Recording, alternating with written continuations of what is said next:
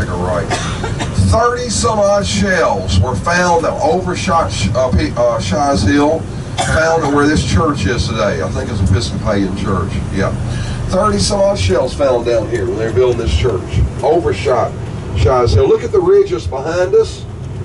Hood wanted to have a line up there, but the horses were so worn out, and so they couldn't get the guns up there. They couldn't get stuff up there. That's why they made the line here instead of on those ridges up there. And take a right here.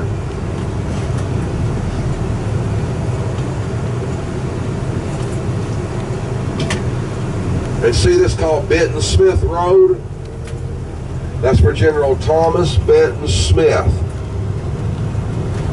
And I will tell you his story up here. And there right in front of us is Shies Hill. I found my first bullet up there when I was a little boy, about 11 or something years old. Actually, the first bullet I found, I dropped, and it rolled down the hill, and I never found it. I still remember that. It was a 3-ringer. But I found others, and that really got me going. I was up here by myself with my bicycle. My mama didn't know I was up here. One time I rode my bicycle to Murfreesboro, and that's 25 miles. And then it got dark, and I had to call Mama to come pick me up. It didn't matter how many mini balls I had in my hand. She didn't care, and she was not happy for about 2 years about that. Let's stop. Can we? Well, let's just, nobody's behind us, right? This is Shies Hill. The guns were not on, let's pull them down just a little bit. The guns were not on Shies Hill. There are cannons up there today. And there were Rennie's Beauregard battery on this plateau right here. And it's almost 4 o'clock. Isn't it? It's almost 4 o'clock, isn't it? 2 minutes off. It's 4 o'clock. For us to dismount and walk up there, you can tell it's an interesting walk. It's a beautiful view. And then to come back down, it's going to take every bit 45 minutes to dismount, get up there, and get back down. And you know your marching orders, and it's going to take at least 30 minutes to get back to the hotel as well. And Can't do it. Can't do it, I don't think. So, but nonetheless, they made the attack without orders. Schofield's command is in that area. Thomas was trying to get Schofield to attack. He wouldn't attack. And finally, he felt a counterattack by the Confederates. That line went way back to the south, along the ridges of Bates Division. Jackson's Georgia, Florida's Finley, and T.B. Smith's Tennessee, Georgia. And the dismounted cab is getting behind them, and they're coming up the slope. McMillan's command is such. There's a Minnesota flag up there because the 7th Minnesota got shot to hell. To our right is where their marshals was really taking casualties down there the most in the cornfield. And only 1,600 on this rise, and Bates Division were annihilated. Hand-to-hand fighting. Yes, prisoners were being killed. Colonel T.B. Smith had an Enfield rifle in his hand, and he was shot between the eyes. His face was powder burned. That means that there's no more than 20 feet from him, probably 15 feet. And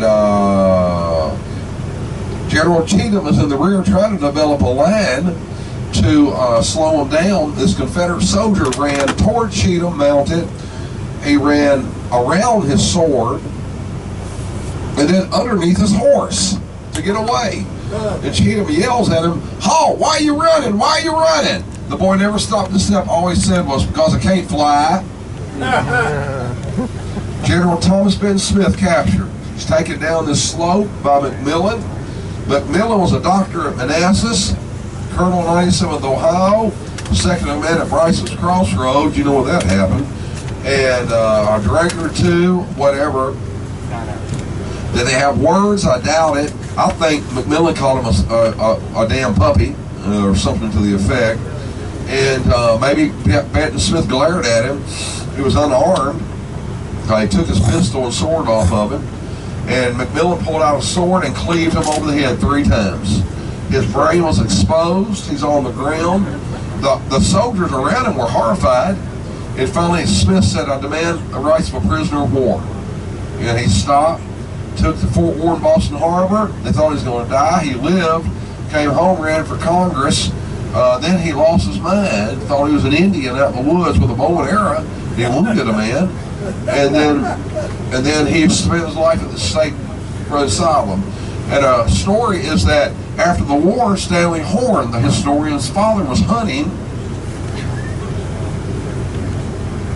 And he came across this old man, and that old man said, "That's a fine rifle you have there. Can I see it?" He handed it to him. He said, "You just made a bad mistake.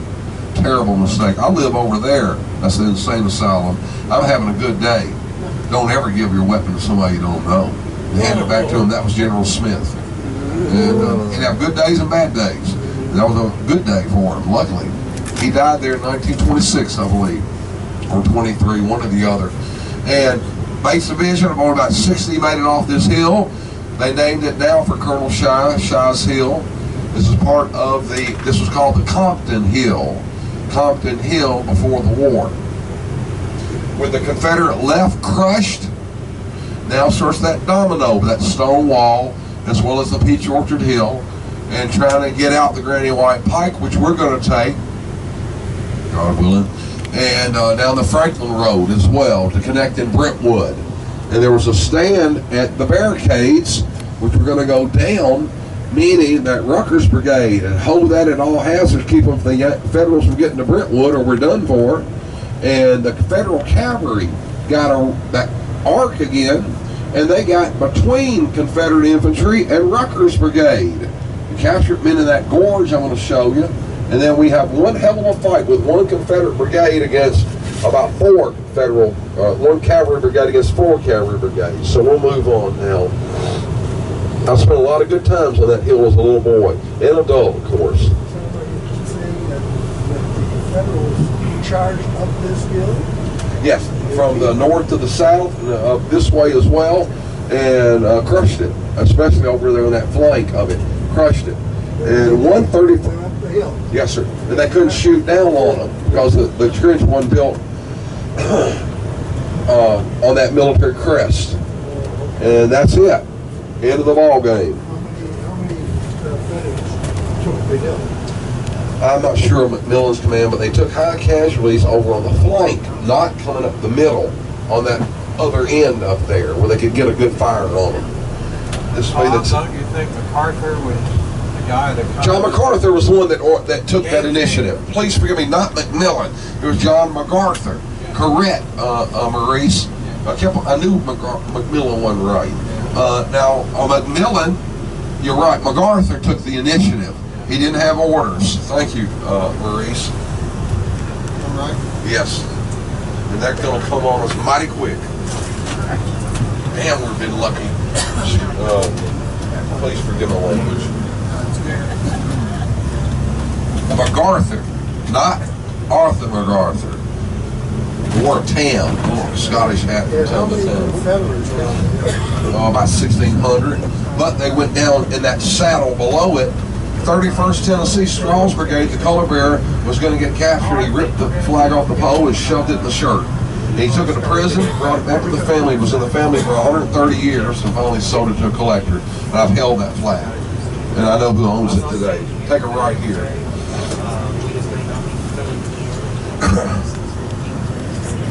MacArthur was right here, as well as A.J. Smith, right here. Smith had his head cleaved right back there, that's what I believe. Remember at Sunnyside, that's where T.B. Smith would let out the insane asylum and would drill the men, the old veterans.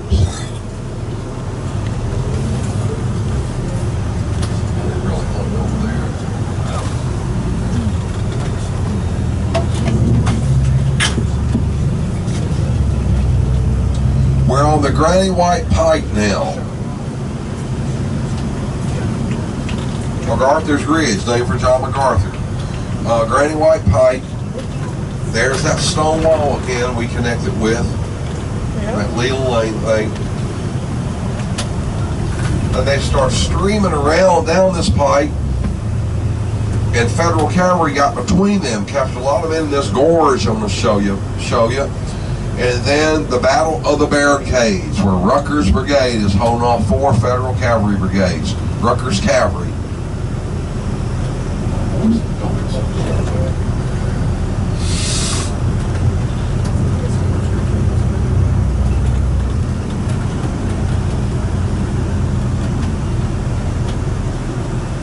The domino effect, trying to get the hell out of here. Going down this Granny White, going down the Franklin Road we were on earlier. Artillery is trying to get out of here. Confederates end up losing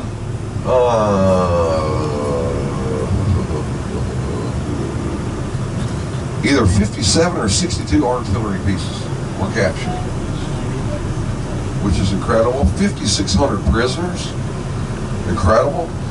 The casualties were light, about 1,500 killed and wounded. Not for the people killed and wounded, but the prisoners. Look at that big buffalo over there. Look at that big buffalo. I'd like to have that in my yard. Is that what he wanted to line? No, that was a fake buffalo. I still like to have that. Now, when you put the line on this top of this ridge, if you could, yeah, but the horses were too weak to get them up there. There was an old Granny White cabin here back then, pre-Civil War and such, but the Federals call this in the ORs the Gorge. The Gorge. And this is where Federal cavalry captured a lot of men. Relic hunters, again, I found some of them along these ridges to your left and right, getting around this bend here. You wouldn't believe the carbine casings and original carbine things found right on top of the ground in the 70s. John Rudd brought a metal detector club up here and found a lot of it right up here where they got all, you wouldn't believe the artifacts found on this gorge here, up there and up over there as well. Unbelievable. Unbelievable amount of. So Wilson got between the Confederates trying to get out, and that Rutgers is up ahead of us.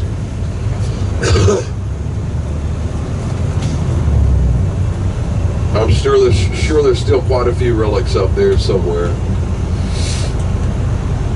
So 700 yards from Brentwood would be the Battle of the Barricades. Confederate Rutgers Brigade, they're relic hunters, I bet you right there, are putting up barricades over the road, logs, whatever. And here comes Coons and Hatch's cavalry command coming right down this pike here toward the Confederates. There's a red-tailed hawk right there. That's very spiritual things for me here.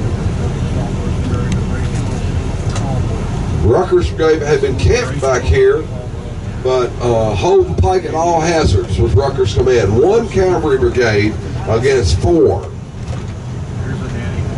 Ironically, the 12th Tennessee U.S. under Spalding was here. The 12th Tennessee Confederate was here. Rutgers was on a white horse.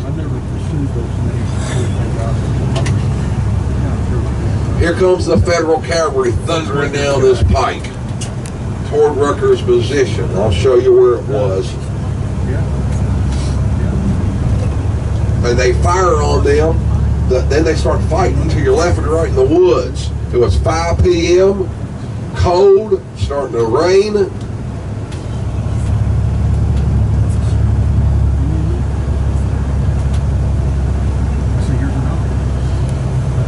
And here Rucker yells out to this officer, "What command are you in?" 12th Tennessee, 12th Tennessee U.S. "The hell you say?"